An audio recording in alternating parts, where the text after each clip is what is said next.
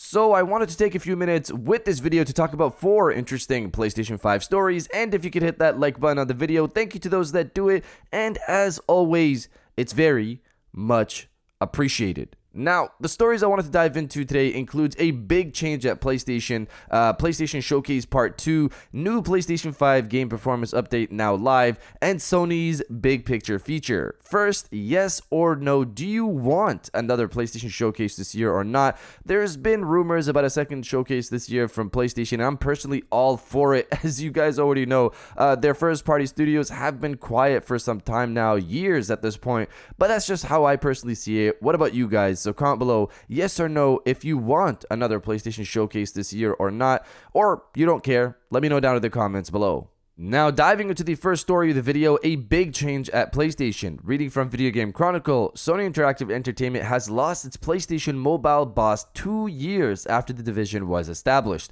Nicola Sebastiani was a high-profile appointment when he joined in 2021, having previously led Apple's business management team before becoming Apple Arcade's head of content in an 8-year stint at the iPhone maker. Sebastiani was responsible for building PlayStation's mobile team and was key in Sony's acquisition of Savage Game Studios. However, less than a year after the deal was announced, he's now left the company, according to MobileGamer.biz. It's not yet clear why the exec decided to leave or if he's directly joined another company. So there was actually an update to this story as well.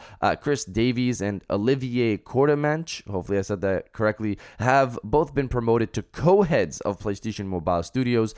Chris had previous work at Capcom, and Olivier had previous work at Meta, Facebook, whatever you want to call it, and now they're both co-heads of PlayStation Mobile Studios. I personally think that Nicola was there to set up the basics and planning for PlayStation Mobile, then leave, which he seems to have done that, and now we have 2 new co-heads to lead the initiative. My biggest interest with PlayStation Mobile Studios is to see how Sony transitions their major first-party franchises to mobile, because that's the goal here. Of course, we'll have to wait and see how that plays out and if it's actually any good.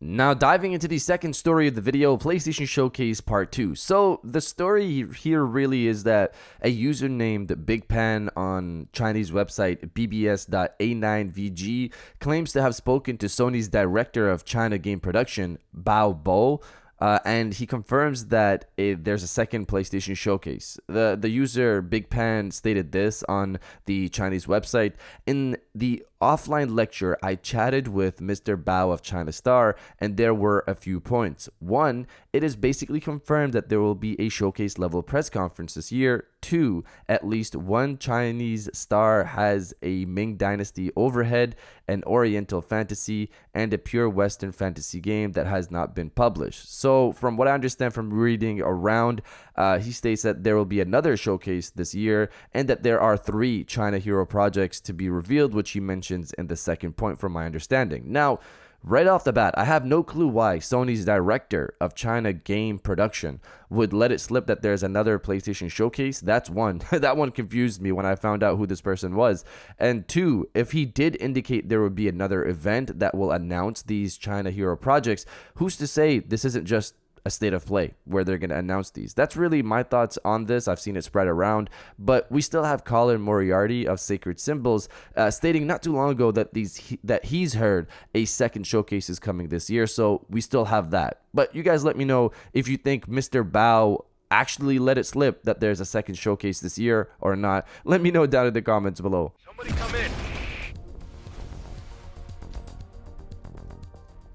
Now, diving into the third story of the video, new PS5 game performance update now live. Reading from Noisy Pixel, Square Enix has announced that their upcoming action JRPG Final Fantasy 16 has been updated ahead of its release later this week, tomorrow. This patch aims to improve stability and fix a few bugs. Final Fantasy 16 has now been updated to version 1.02. This update includes bug fixes and functionality improvements. Please update to the latest version from the PlayStation Store. So here are the patch notes. Fixed a bug that caused the game to become unresponsive in some rare cases under certain conditions. Fixed a bug that caused the game to unexpectedly close in certain situations. Several performance improvements have been implemented. minor text fixes have been implemented as well. So obviously the big one here for a lot of people, including myself, is the performance improvements part. We'll find out tomorrow how this will impact the game, but hopefully it fixes some of the performance issues people have had with the demo on the 60 FPS mode specifically. Regardless, I'm excited to finally dive into this game tomorrow. It's tomorrow. We're so close. Where's it going? And now diving into the final story of the video, Sony's new projector feature, or what I like to call it, their big picture feature.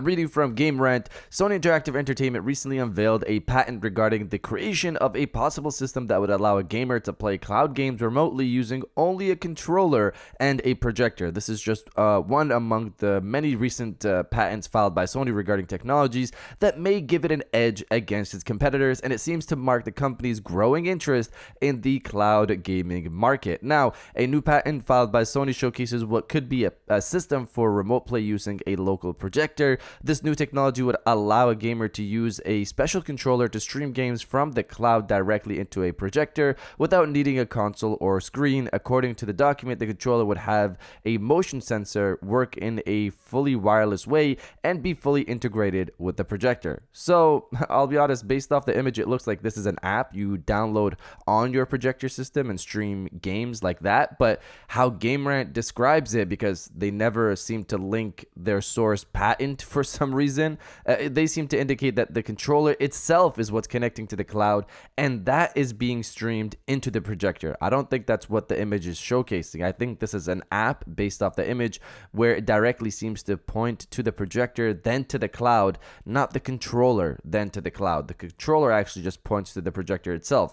This could be just using your DualSense controller to connect to a projector, then use an app to stream games like that. You don't need a system, you just need the projector and the controller, and you're good to go. Now, I haven't used projectors before, so I'm not sure if you can directly connect a controller to it, but that's how it looks like it's working here on the image. Either way, Sony seems to be pushing for the cloud here to get more reach. They need to improve latency, obviously, more so to make this a more viable option for people. But you guys let me know if you have a projector or not. Let me know down in the comments below. And if you guys did enjoy this video, please hit that like button, as it always helps, to subscribe if you're new. I got new videos every Monday, Wednesday, and Friday. And now I'll check you guys out on the next one.